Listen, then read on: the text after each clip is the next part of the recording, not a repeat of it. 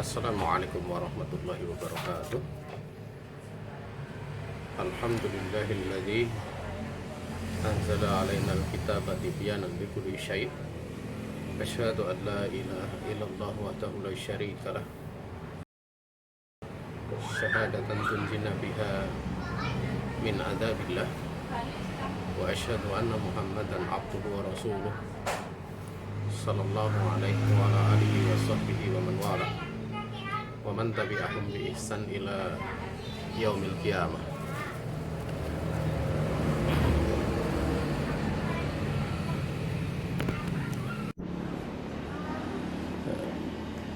Peserta kajian Ithaful Uqul yang dirahmati Allah Subhanahu wa taala, di siang ini kita akan melanjutkan pembahasan dari kitab tersebut. Pada pertemuan terakhir kita sudah membahas tentang 3 perkara yang wajib untuk dipelajari dan diamalkan, ya, dimana ini merupakan perkara yang sifatnya i'tiqadiyah, ya, perkara yang sifatnya keyakinan ataupun i'tiqad. Yang pertama dan yang kedua sudah kita bahas pada pertemuan yang lalu. Sekarang kita menginjak pada yang ketiga. Qala rahimahullah ta'ala as-salisatu. Yang ketiga, anaman atau ar-rasulah wa wahadallaha la yajuzu lahu muwalatu man hadallaha wa rasulahu walau kana aqraba qaribin. Yang ketiga, bahwa siapa saja yang telah mentaati Rasul dan mentauhidkan Allah Subhanahu wa taala, telah mentauhidkan Allah Subhanahu wa taala, tidak boleh baginya untuk berkasih sayang, berwala dengan orang yang memusuhi Allah dan Rasulnya, sekalipun orang yang memusuhi Allah dan Rasulnya tadi adalah kerabat yang terdekat. Wa dalilu qauluhu subhanahu wa ta'ala, dalilnya firman Allah Subhanahu wa ta'ala, la tajidu qauman yu'minuna billahi wal yaumil akhir yuwadduna man hadallaha wa rasulahu walau kanu aba'ahum au abna'ahum au ikhwanahum au ashiratahum. Kalian tidak akan mendapati satu kaum pun, kamu tidak akan mendapati satu kaum pun yang mereka beriman kepada Allah dan hari akhir, mereka ini mencintai dengan tulus, mereka berkasih sayang terhadap orang yang memusuhi Allah dan Rasulnya, menentang Allah dan Rasulnya, sekalipun mereka itu adalah bapak-bapaknya, bapak mereka, ataupun anak-anak mereka, atau saudara-saudara mereka, atau keluarga mereka. Ulaika kataba fi qulubihimul imana wa ayyadahum bi ruhim min. Mereka itulah orang-orang yang Allah telah menetapkan pada hati mereka itu keimanan, dan Allah menguatkan kepada mereka itu dengan kekuatan darinya. Wa yudkhiluhum jannatin tajri min tahtihal anhar khalidina fiha. Dan kelak Allah Subhanahu wa taala akan memasukkan mereka dalam surga yang mengalir di bawahnya itu sungai-sungai, mereka kekal di dalamnya. Radhiyallahu anhum wa radu an. Allah ridho kepada mereka dan mereka ridho kepada Allah. Ulaika hizbullah, mereka itu adalah kelompoknya Allah Subhanahu wa taala. Ala inna hizballahi humul muflihun. Ketahuilah bahwa sungguhnya kelompoknya Allah, partainya Allah itu, mereka adalah orang-orang yang menang. Saudaraku kaum muslimin yang dirahmati Allah Subhanahu wa taala, perkara yang ketiga ini termasuk dari teragungnya, termasuk bagian dari teragungnya kaidah di dalam beragama. Wa hadhil mas'alatu min a'dhami qawaididdin. Ya. Permasalahan termasuk dari seagung-agung kaidah di dalam beragama. Kenapa? Karena litadammuniha qaidatal wala wal bara. Karena kaidah ini di dalamnya terkandung atau mencakup kaidah wala wal bara, kaidah di dalam memberikan loyalitas dan perlepasan diri. Ya. Dan ini penting ya, bahkan sebagian ulama kita, yaitu Syekh Shalih Al Fauzan hafizahullah taala, beliau punya kuteb sendiri namanya kitab Kuteb Wala wal Bara. Ya, Kuteb Wala wal Bara. Ya. Karena memang ini termasuk dari kaidah di dalam beragama. Dan wala itu adalah al-hubbu fillah wal munasaratu fih, yaitu mencintai karena Allah dan memberikan pertolongan di dalamnya. Ya. Sementara bara itu adalah benci karena Allah, juga wal mu'adatu fi, bermusuhan pun karena Allah Subhanahu wa taala. Jadi intinya wala wal bara itu adalah benci dan cinta karena Allah.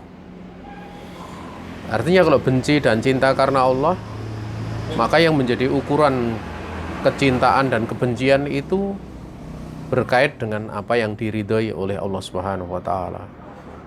Demikian pula dibenci oleh Allah. Kalau misalnya Allah benci, maka dia pun benci. Kalau Allah ridho cinta kepada sesuatu, dia pun cinta. Demikian pula benci kepada sesuatu tersebut. Afan.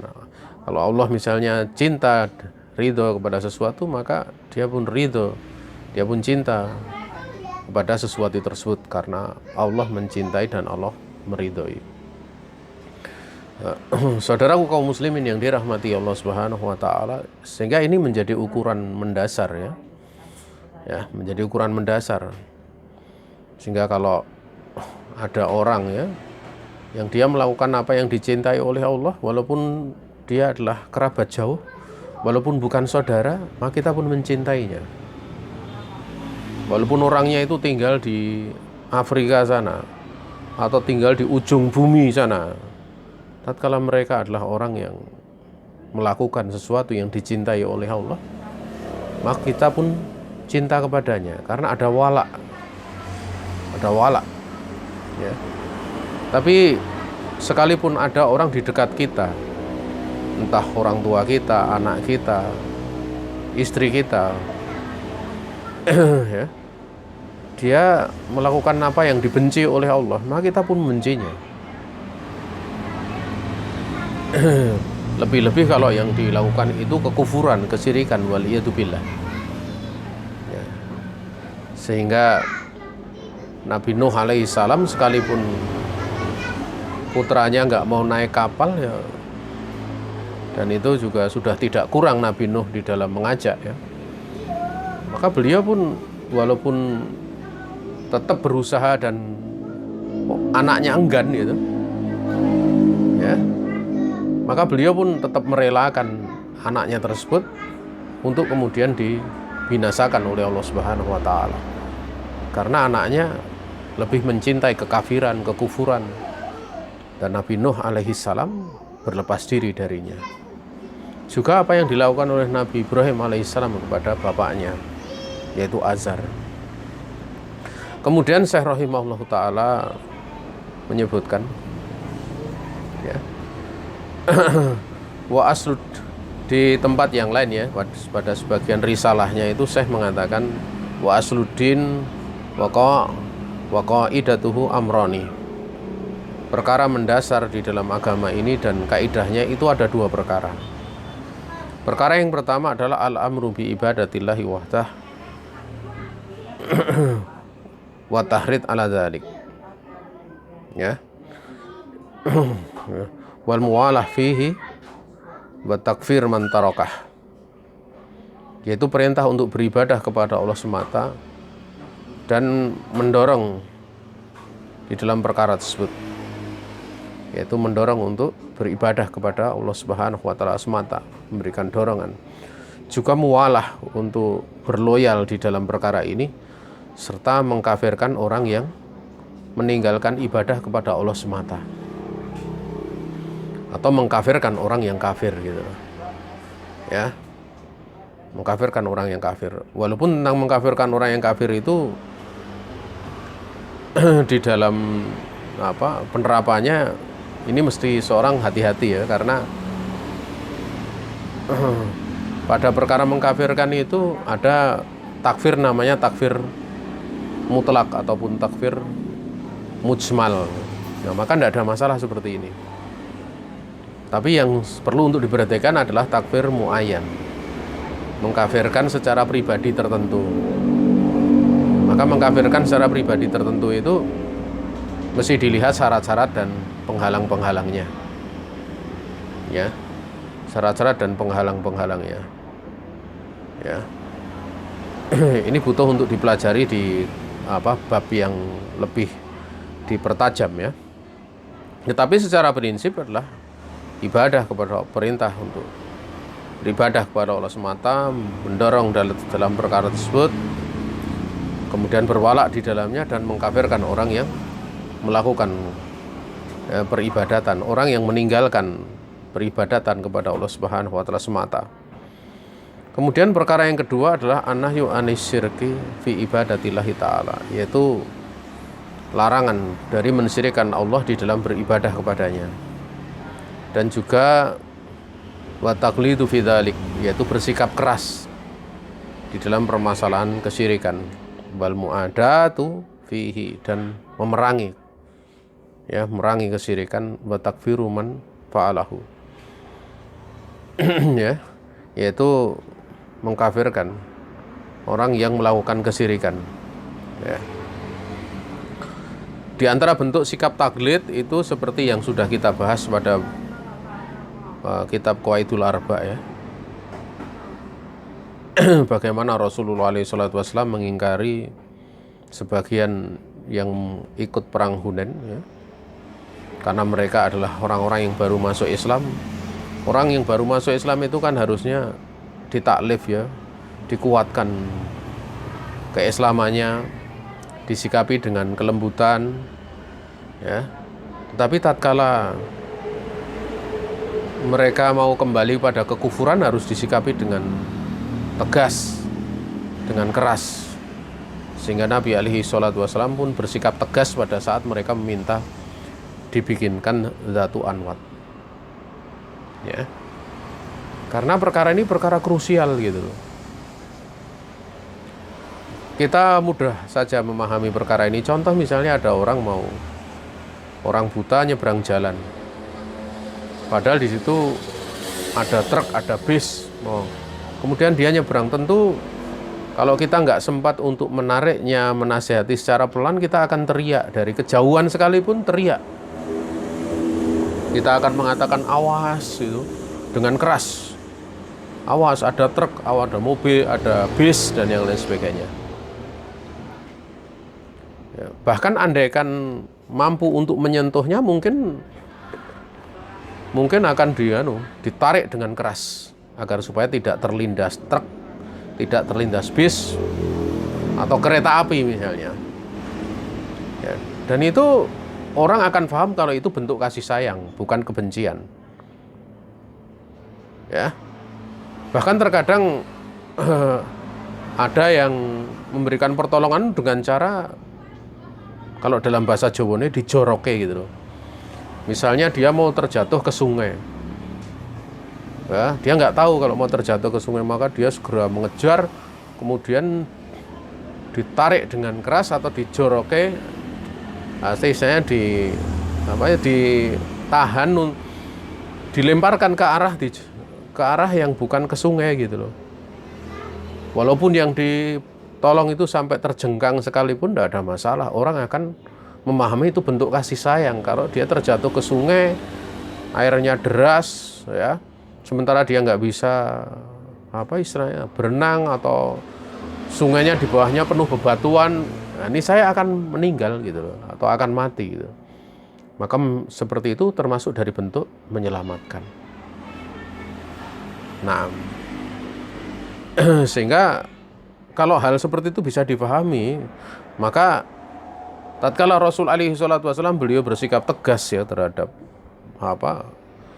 sebagian sahabat yang baru masuk Islam dikala melihat Datu Anwat, ini bukanlah sebuah bentuk kebencian ya, tapi ini bentuk kasih sayang, bentuk kecintaan. Ya.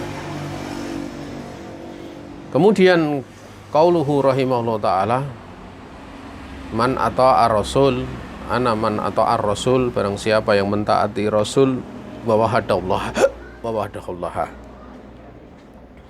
Ya. Pada pernyataan ini bahwa kita tahu ibadah itu la tusama ibadatan alal wajhi sahih hatta yastami'a fiha hadzanil amrani. Bahwa ibadah itu tidak akan disebut ibadah dalam bentuk yang benar, yang sahih, sampai terkumpul padanya itu dua perkara ini. Yaitu perkara apa?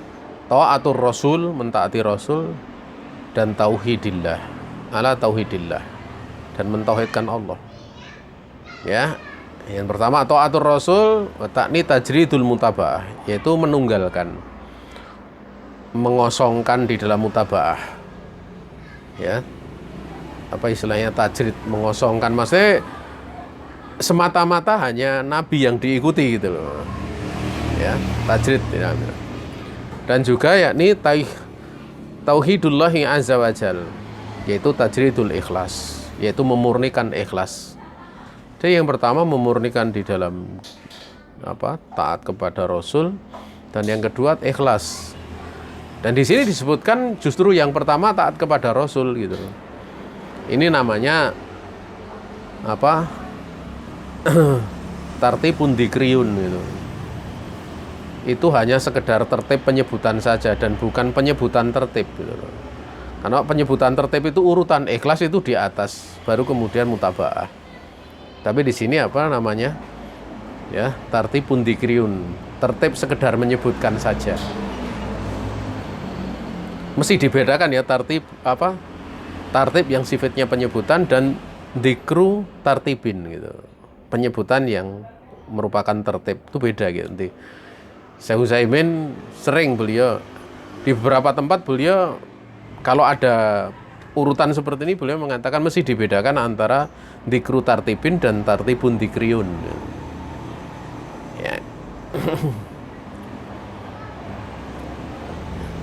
Kemudian beliau mengatakan barang siapa yang mentaati Rasul dan mentauhidkan Allah, la yajuzu, tidak boleh baginya untuk muwalah. Tidak boleh untuk berkasih sayang terhadap orang yang musuhi Allah dan Rasulnya. Mualah itu adalah mahabbah nusroh fillahi jalla wa'ala. Ya, mencintai, memberikan pertolongan ya, karena Allah Subhanahu wa ta'ala atau di jalan Allah Subhanahu wa ta'ala. Dikatakan wahiyya al muwadah, saling mencintai, atau mawaddah. Ya, mawaddah itu kecintaan yang tulus. Ya, dikatakan bahwa mawaddah itu mahabbatul khalisah, kecintaan yang tulus. Ya. Makanya di dalam pernikahan itu hendaknya seorang laki-laki dia mencari seorang wanita yang al-wadud. Ya, al-walud. Ya, artinya dia wadud itu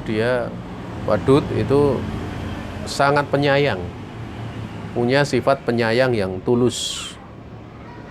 Ya. Kemudian al-walud, banyak anak. Kalau banyak anak tapi nggak punya sifat penyayang ya gawat gitu loh. Nah, anaknya nggak diurus, dia ditelantarkan dan yang lain sebagainya. Makanya di dalam penyebutan seputar ayat yang menyebutkan pernikahan itu kan Allah Subhanahu wa ta'ala menyebutkan, dan dia Allah Subhanahu wa ta'ala menjadikan di antara kalian itu mawaddah warahmah, kecintaan tulus dan rahmat. Ya, kecintaan yang tulus. Makanya kecintaan tulus itu terjadinya adalah setelah menikah, bukan sebelum menikah. Ya, kalau sebelum menikah itu seorang dia mau menikahi seseorang itu kan karena faktornya banyak. Faktor agama, faktor kecantikan, faktor harta, ya. Faktor derajat itu. Ya. Atau apa istilahnya kedudukan gitu. Kan banyak faktornya. Dan Nabi memerintahkan untuk melihat faktor paling utama adalah agama. Karena kan faktor yang paling utama agama, berarti ada kesesuaian di dalam hal seperti ini gitu loh. Dalam hal yang menguatkan wala kepada Allah, karena dia akan mudah di dalam menjalankan perintah-perintah Allah Subhanahu wa taala. Walaupun kita tahu ya, tiga yang lainnya itu tidak dinafikan ya. Sehingga Nabi memerintahkan untuk nador, untuk melihat gitu loh. Ya. Wallahu taala alam. Li'anal hubba fillahi ta'ala wal bughdha fillahi, dikarenakan mencintai karena Allah, benci karena Allah. Qala Nabi alaihi salatu wasalam, man ahabba fillah wa abghadha fillah wa a'ta lillah wa mana'a lillah faqad istakmala al-imana. Barang siapa yang mencintai karena Allah, benci karena Allah, memberi karena Allah, menahan karena Allah, maka sungguh dia telah menyempurnakan keimanannya. Ya, mencintai karena Allah. Ya. Ya. Dan benci karena Allah, memberi juga karena Allah, menahan juga karena Allah. Di dalam kitab Dua Sahih dari Anas radhiyallahu taala anhu, beliau mengatakan, Ana Rasulullah alaihi salatu wasallam qol, salasun man kunna fihi wajada halawatal imani, an yakunallahu wa rasuluhu ahabba ilaihi mimma siwahuma, wa an yuhibbal mar'a la yuhibbuhu illa lillahi illa lillah, wa an yakraha an ya'uda fil kufri ba'da an anqadhahullahu ta'ala minhu kama yakrahu an yukdafa finnar. Rasul alaihi salatu wasallam beliau bersabda, 3 perkara barang siapa yang ketiganya itu ada pada diri seseorang, pada orang tersebut, niscaya dia akan mendapati manisnya keimanan. Yang pertama, kata Nabi alaihi salatu wasallam, bahwa Allah Ta'ala dan Rasulnya itu menjadi yang paling dicintai olehnya dibandingkan selainnya, selain dari keduanya. Bahkan dia jadikan Allah Subhanahu wa Ta'ala dan Rasul itu lebih dicintai dibandingkan dirinya sendiri. Artinya kalau lebih dicintai dibandingkan dirinya sendiri, sekalipun Allah dan Rasulnya memerintahkan resikonya mati, dia akan mengikuti perintah Allah dan Rasulnya. Seperti jihad itu kan resikonya mati. Resikonya mati.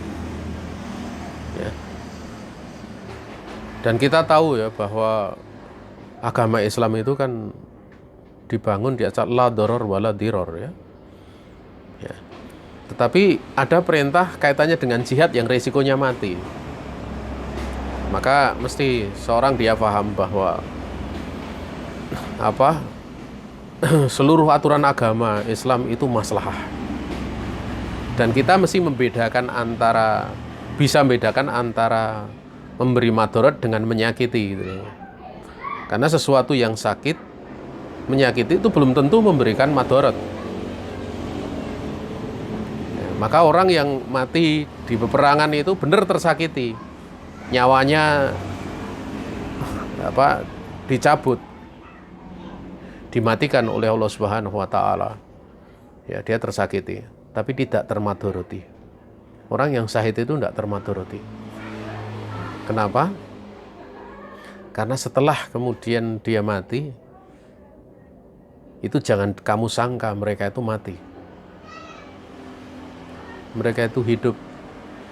Bahkan di sisi Rabb mereka yurzakun, mereka diberi rezeki oleh Allah. Sehingga kalau kemudian dia mendapatkan kehidupan yang lebih baik, bagaimana bisa dikatakan itu memberikan madharat? Kan enggak. Madharati enggak. Makanya kalau kita lihat adanya musibah corona seperti ini,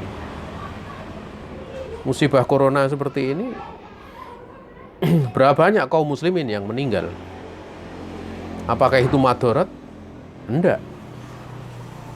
Wabah corona, wabah taun, itu dikatakan oleh Nabi SAW sebagai rahmat bagi orang-orang yang beriman, rahmatan lil mu'minin. Ya, sebagai rahmat untuk orang-orang yang beriman. Tapi dia adzaban liman yasa, bagi orang yang Allah kehendaki. Jadi tidak selayaknya mengatakan ini adab, apalagi negeri Indonesia, negeri Muslim dikatakan adab. Tidak selayaknya dikatakan seperti itu. Ya. Karena adab itu kan sifatnya memadharati. Tapi kalau ujian itu bukan memadharati, memang menyakiti. Ada kesakitan yang dirasakan, tapi faedahnya lebih besar. Bahkan di dalam hadis itu ada penyebutan masalah tarodud ya. Para ulama sering tidak menyebutkan hadis, lanjutan hadis ini gitu. Kaitannya tentang hadis man adani waliyan faqad adantuhu bil harbi, itu pada bagian akhir kan ada masalah tarodud. Itu biasanya pada bagian akhir hadis oleh para ulama tidak dibaca gitu. Karena tarodud itu maknanya ragu. Kan maknanya ragu. Padahal di situ Allah menyebutkan dirinya itu tidak pernah tarodud, tidak pernah ragu. Ini kalau dia artikan secara letterlek loh. Tidak pernah ragu, seperti ragunya tatkala ingin mencabut nyawa seorang hamba. Hamba yang beriman, maksudnya hamba di kalangan dari waliullahnya tersebut.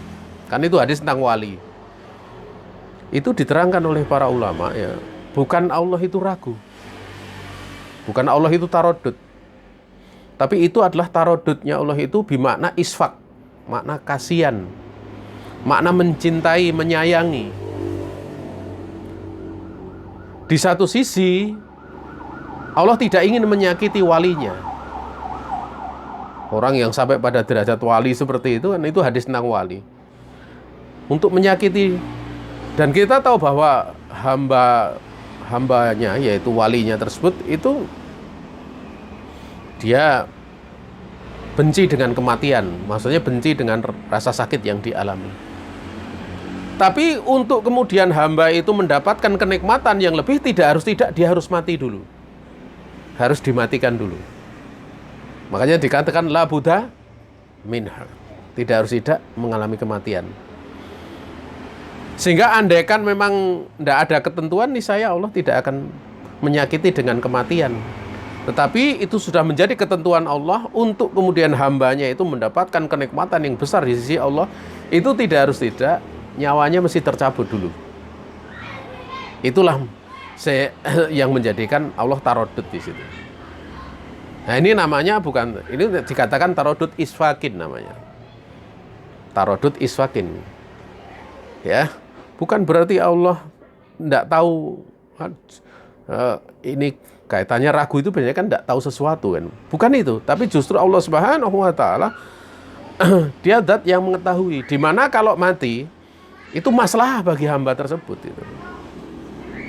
Ya, masalahnya bertemu dengan Allah itu masalah besar bagi hamba-hamba Allah yang taat, waliullah itu. Makanya Utsman bin Affan pada waktu bermimpi dengan bertemu Rasul alaihi salatu wasallam sebelum beliau terbunuh, itu oleh Rasul alaihi salatu wasallam ditawari dua hal. Mau dimenangkan oleh para pengacau itu, ya, atau berbuka bersama kami.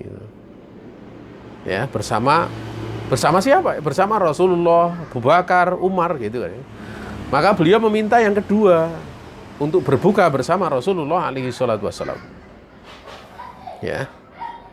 Akhirnya setelah itu beliau hanya dipesani oleh Nabi untuk bersabar saja. Akhirnya beliau setelah mimpi bertemu itu, beliau cuma sibuk berzikir. Kemudian senjatanya diletakkan, beliau banyak mengingat Allah. Sampai kemudian para pengacau itu bisa masuk ke rumah beliau. Beliau kemudian ditombak waktu itu ya. Dalam keadaan beliau berzikir mengingat Allah Subhanahu wa taala tanpa memakai senjata. Nah, saudara kaum muslimin yang dirahmati Allah Subhanahu wa taala, 3 perkara barang siapa yang dia dapati 3 perkara ini, dia akan mendapati manisnya keimanan. Yang pertama, Allah dan Rasulnya lebih dicintai olehnya dibandingkan selainnya. Kemudian yang kedua, dia mencintai seseorang. Tidaklah dia mencintainya kecuali karena Allah. Ya. Bisa mencintai seseorang karena Allah itu tentunya mesti dia punya ilmu. Makanya persahabatan, ya, kecintaan yang tulus itu kecintaan yang terjadi di kalangan para hamba Allah yang soleh, hamba-hamba Allah Subhanahu wa taala yang soleh. Naam, semakin kurang ilmunya ya kecintaannya karena Allah semakin lemah. Makanya kalau orang yang tidak kurang punya ilmu itu cinta kepada orang lain supaya dapat jabatan, dapat harta, ya, dan yang lain sebagainya dari berbagai macam kepentingan-kepentingan yang sifatnya rendah dunia. Ya. Makanya dahulu ya Sa'id bin Musayyab rahimahullah ta'ala. Sa'id bin Musayyab ini beliau punya seorang putri gitu. Dan Sa'id bin Musayyab itu adalah seorang tabi'in ya, yang karena ilmunya, karena kedekatannya sampai diambil menantu oleh Abu Hurairah radhiyallahu ta'ala anhu. Makanya Sa'id bin Musayyab itu beliau kalau menyampaikan hadis dengan istilahnya mursal ya, langsung meloncat, tidak menyebutkan sahabatnya, langsung kepada Nabi. Itu diterangkan oleh para ulama, diantaranya Syekh Abdullah bin Shalih Al-Fauzan. Marosilnya atau mursalnya dari Sa'id bin Musayyab itu muttasil hadisnya, bersambung sampai Nabi. Walaupun beliau tidak menyebutkan Abu Hurairah, tidak menyebutkan, tapi itu bersambung. Kenapa? Karena beliau itu menantu dari Abu Hurairah. Sehingga dimungkinkan, kemungkinan besar beliau ya dengan mendengar dari mertuanya atau bisa jadi mendengar dari istri beliau. Ya. Yang mana itu hadis itu sampai kepada Nabi. Dan warid penelitian di kalangan para ulama, memang hadis-hadis yang mursal dari Sa'id bin Musayyab itu mutasil, bersambung sampai Rasulullah alaihi salatu wassalam. Ini kekhususan ya, hadis mursal itu termasuk dari hadis dhaif, tapi dikecualikan mursalnya Sa'id bin Musayyab. Beliau ini punya seorang putri, beberapa kali dilamar oleh keluarga kerajaan, keluarga pembesar lah. Dia tolak, dan putrinya juga tidak mau. Sampai beliau disakiti, dihukum, ya. Dan putrinya itu kemudian diberikan kepada bukan dari kalangan pembesar, ya, tapi dari kalangan murid beliau, salah satu murid beliau yang senantiasa menghadiri majelis beliau, ya. Jadi nggak silo dengan pangkat, jabatan, dan yang lain sebagainya gitu, ya. Nah, karena yang diinginkan itu akan bisa mencintai karena Allah Subhanahu wa ta'ala. Itu salah satu contoh saja. Jadi orang yang seperti ini dia akan mendapatkan manisnya keimanan, ya. Kemudian yang ketiga, dia benci untuk kembali pada kekufuran setelah Allah selamatkan dia dari kekufuran tersebut, sebagaimana dia benci untuk dilemparkan ke dalam neraka. Ya. Ini berarti dia tahu akibat kekufuran itu seperti apa. Ya. Akibat kekufuran, kemudian dia paham. Dia diberikan keselamatan oleh Allah dengan diberikan petunjuk. Dia benar-benar bisa melihat kenikmatan yang besar tersebut. Maka yang seperti ini dia akan bisa melihat, dia akan bisa merasakan manisnya keimanan. Dan manisnya keimanan itu dia sifatnya maknawi ya. Tidak bisa dirasakan seperti gula. Gula kan diminum di lidah rasanya manis. Dan menggambarkan manisnya keimanan itu kan berarti kan di dalam hati. Seperti apa gitu. Dan manisnya keimanan itu menjadikan seorang itu dia akan hidup berbahagia. Makanya Nabi alaihi salatu wassalam menyebutkan wajuilat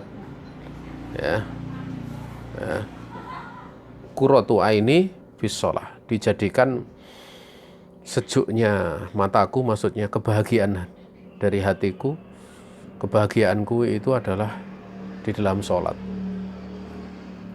Ya. Demikian pula kalau kita lihat bagi anak ya, bagi orang tua itu akan dijadikan kebahagiaannya itu kalau punya anak yang soleh. Dan itu kenikmatan yang sangat besar ya.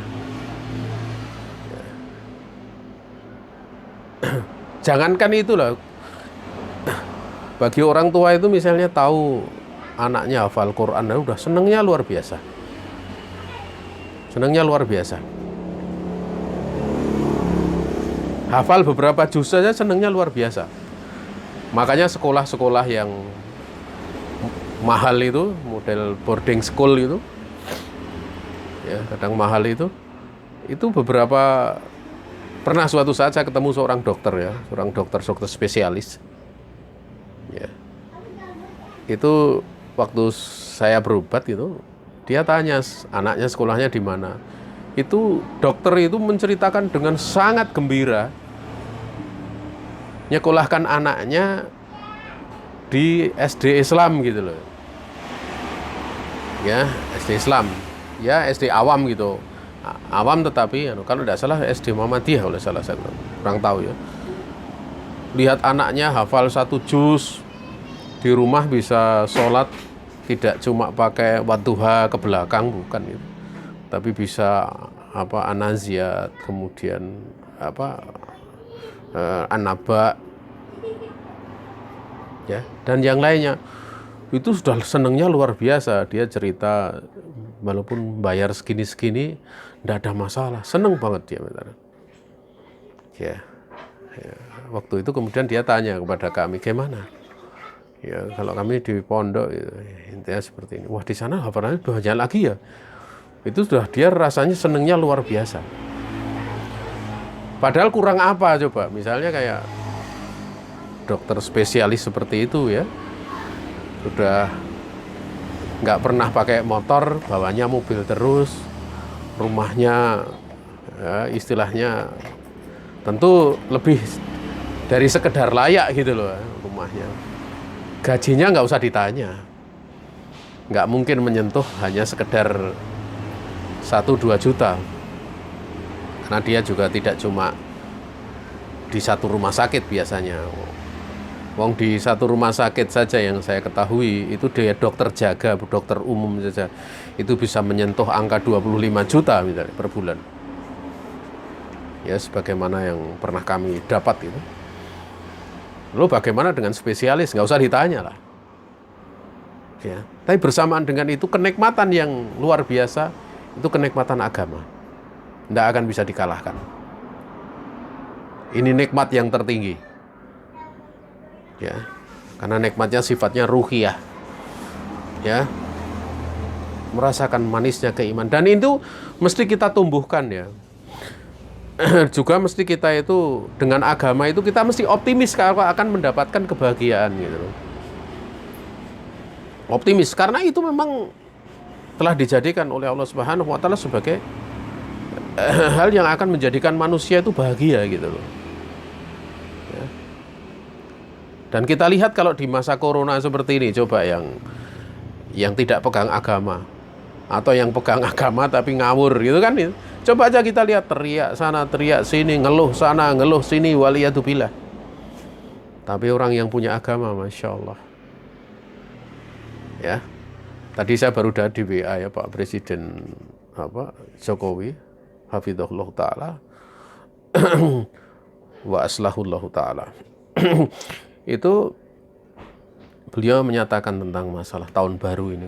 Itu ada seorang ikhwah yang dia WA kepada saya meneteskan air mata mendengar beliau berbicara seperti itu, dan saya diminta untuk melihat linknya kemudian saya dengarkan. Ya, mudah-mudahan Allah Subhanahu wa taala memberikan kekuatan beliau beserta jajarannya. Mudah-mudahan Allah Subhanahu wa taala memperbaiki beliau. Itu yang bisa istilahnya kami sampaikan waktu itu. Saya sampaikan kami sebagai bagian dari rakyat dan yang lain sebagainya gitu. Ya. Padahal di Facebooknya beliau itu banyak komen-komen yang mencela, mencerca gitu. Sangat jarang sekali yang mendoakan kebaikan untuk bisa sama-sama mendukung program-program pemerintah, bersabar di atasnya. Itu sangat sedikit. Sangat sedikit. Maka di situ kita bisa, kalau kita melihat seperti itu, kita bisa merasakan betapa nikmatnya kita punya ilmu agama. Dengan masa yang seperti ini, ya.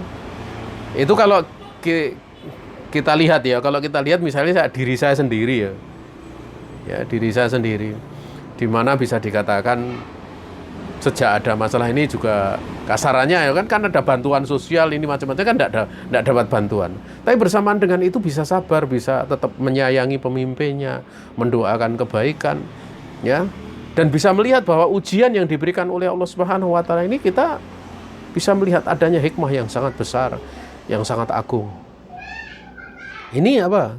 Ini barokah daripada ilmu. Ya, barokah daripada ilmu.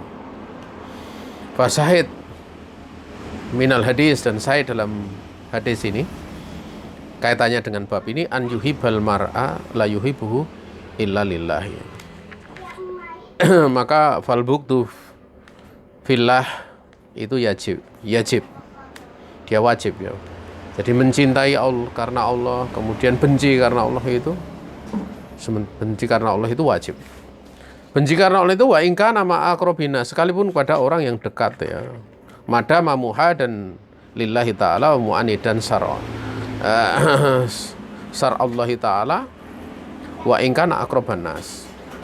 Ya, sekalipun dia adalah manusia yang paling dekat kekerabatan, selagi dia adalah orang yang musuhi Allah, menentang Allah, tentang syariat Allah, ya maka kita juga benci. Dan Syekh rahimahullah ta'ala beliau berdalil ya dengan ayat yang tadi sudah kita baca, la tajidu qauman yu'minuna billahi wal yaumil akhir, al-ayah. Lafaz la tajidu itu al-khitab di sini adalah awalan di Rasulullah alaihi salatu wasallam wa ummatihi tabaan wa ummatuhum tabaan lahu bihadal khitab. Yang pertama adalah untuk Rasul alaihi salatu wasalam, dan umatnya itu tabaan lahu, dia mengikuti beliau di dalam khitab ini, dalam arah pembicaraan syariat ini, pembicaraan nas ini. Jamaah yang dirahmati Allah Subhanahu wa taala ya. Di situ sudah cukup jelas ya diterangkan ya oleh Allah Subhanahu wa taala. Ya. Sehingga orang-orang yang mereka beriman kepada Allah dan hari akhir itu tidak akan berkasih sayang ya dengan orang yang musuh Allah dan Rasulnya.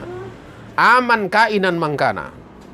Ini berlaku umum siapa saja dia, mau kerabat dekat mau jauh, kalau dia adalah musuh Allah dan Rasulnya, maka mereka nggak akan berkasih sayang. Ya. Kaum yang beriman pada Allah itu tidak akan berkasih sayang dengan mereka. Ya. Kaidah ini kan menyangkut masalah kaidah wala wal bara. Diterangkan oleh beliau, la yafqahuha haqqal fikhi illa ahlus sunnah wal jamaah. Ja'alanallahu wa iyyakum minhum fil hayati wa ba'dal mamat. Ya. Tidak akan faham dengan sebenar-benar kefahaman perkara ini, tidak akan memahami perkara ini dengan sebenarnya kecuali ahlus sunnah wal jamaah. Ja'alanallahu wa iyyakum minhum. Mudah-mudahan Allah menjadikan kita, demikian pula kalian, bagian dari Allah mereka fil hayati wa ba'dal mamat. Ya. Dikala kita masih hidup dan setelah mati, kita dalam keadaan seperti ini, seperti yang disebutkan oleh Allah, yaitu kaum yang mereka beriman kepada Allah dan hari akhir, tidak berkasih sayang dengan orang yang musuh Allah dan Rasulnya. Nah, jamaah yang dirahmati Allah Subhanahu wa Ta'ala, untuk kajian siang ini kita sampai di sini dulu. Ya. Dan ini mungkin pembahasannya tidak saya percepat ya, karena kitab Ithaful Uqul Bisarhi Salasatil Usul itu sangat jarang sekali dikaji. Kebanyakan Syarah Al-Usulu Salasah itu kan dari Syekh Utsaimin atau Syekh yang lain atau Syekh Khalil Haros. Ya. Dan di sini kita dari kitab Ithaful Uqul ini ada faedah-faedah yang bisa menambah kasanah-kasanah sebelumnya gitu loh. Juga ada kitab dari Syekh Zaid Al-Madkhali, itu bagus sekali syarah, tapi lebih tebal dari kitab ini gitu loh. Itu Masya Allah isinya ya.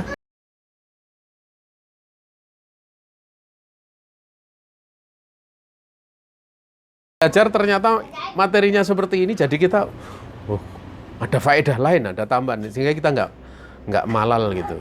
Walaupun menuntut ilmu itu jangan sampai bosan. Jangan sampai bosan. Ibarat kita makan minum itu kan setiap hari. Makanya kalau kadang ada orang yang kadang mengatakan saya bosan ini itu nih. Ya, saya bosan ini itu. Misalnya sayur, ini bosan makan sayur itu terus. Dan saya tanya, kenapa kok makan nasi nggak bosan? Kemudian kenapa kok minum air putih nggak bosan? Itu untuk apa? Untuk makan minum gitu loh. Dan menuntut ilmu itu lebih penting daripada makan minum gitu loh. Kalau menuntut ilmu bosan apa? Ustadznya itu terus gitu. Itu menunjukkan orang yang modelnya ngaji seperti itu biasanya adalah orang yang belum pernah mulazamah atau sedikit mulazamahnya. Kalau andaikan dia mulazamah nggak akan kuat. Ya, orang kalau senangnya itu kajiannya model-model seperti itu kan ibarat ya, kalau ya nggak akan sabar kalau dia menuntut ilmu dengan materi yang mudahnya saja, sederhana ya. Kalau orang kuliah orang daftar di UGM, daftar di ITB, daftar di UI, ya itu kan universitas ternama gitu. Nah, waktu belajar di sana itu kalau kita lihat dosen-dosennya ya bahkan ilmu yang dipelajari rumit gitu loh. Tapi orang karena sadar mempelajari ilmu itu faedahnya besar, mereka rela bahkan keluar ratusan juta pun akan keluarkan. Nanti setelah masuk sana juga praktek ini susah kan. Kadang kuliah malam, kadang kuliah dari pagi gitu loh sampai malam. Keluar biaya lagi gitu. Kenapa nggak kemudian milih yang seminar-seminar saja yang sehari, yang kalau keluar seminar seolah-olah dia langsung bisa bicara A, I, U, B, A, B, C, D, bisa bicara sehingga apa-apa dikomentari. Tapi kalau suruh praktek nol perutul kosong, kalau suruh ngadapi masalah nggak bisa menyelesaikan. Tapi kalau ngomong pinter ya itu kan biasanya hasil-hasil dari seminar kan seperti itu. Dan tidak ada rumusnya orang lulus seminar atau punya sertifikat seminar itu kemudian dianggap orang punya kemampuan. Tidak ada rumusnya. Tapi beda kalau lulus UGM, lulus UI, lulus ITB, universitas yang lain. Jangankan universitas ternama ya, universitas yang kurang ternama saja lulusannya dipakai gitu loh. Ya karena apa? Karena ada belajar yang sifatnya urutan gitu loh. Sehingga di sana Anda udah begitu masuk universitas itu enggak bicara ini dosanya ngomongnya kalau ngajar bikin ngantuk. Walaupun ngajar bikin ngantuk itu kalau mahasiswanya suruh apa istilahnya tugas juga akan melaksanakan tugas dengan baik gitu. Dikerjakan, kalau enggak ya nilainya D atau E kan gitu. Ya. Maka menuntut ilmu itu harusnya seperti itu, jangan kemudian seorang ya.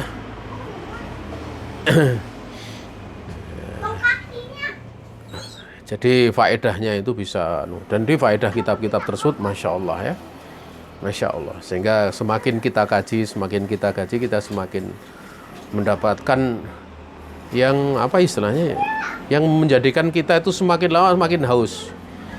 Walaupun kitab itu dipelajari, sudah kita pelajari berulang kali, kita tetap bahagia ya, kita tetap bahagia. Ini saja yang bisa disampaikan. Salah datang dari pribadi diri saya sendiri, demikian pula dari syaitan. Saya istighfar kepada Allah Subhanahu wa taala. Kalau ada benar semata-mata keluasan rahmat Allah Subhanahu wa taala yang diberikan kepada kita. Akhirul kalam, wassalamualaikum warahmatullahi wabarakatuh.